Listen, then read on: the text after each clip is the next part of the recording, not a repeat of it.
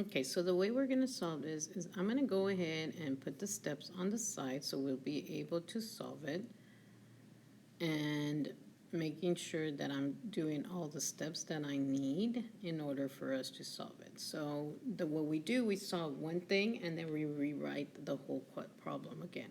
So the first thing is parentheses, so I'm going to solve 4 plus 8. 4 plus 8 is 12, so I'm going to put 12. So I'm going to rewrite the whole thing again. So I don't have to put it back in parentheses because I already solved it. Now, the second thing is exponents. So I'm going to go ahead and do exponents. So 2 to the second power means 2 times 2, and 2 times 2 is 4. So I went ahead and did 4. So I'm going to go ahead and rewrite everything.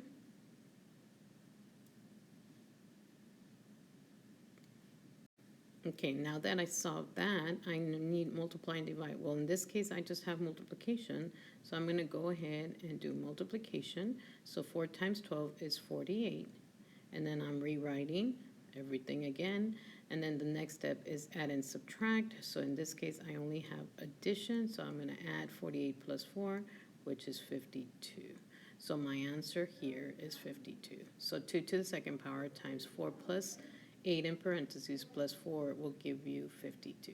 So my answer is 52. So if you take it step by step, if you notice it becomes smaller, it becomes kind of a triangle because you're solving it and you're rewriting everything. So make sure you're doing that every time you are solving this problem. So go ahead and write in the steps, and then you could go ahead and solve the next one on your own. Remember, come back to this video if you have trouble with the next one.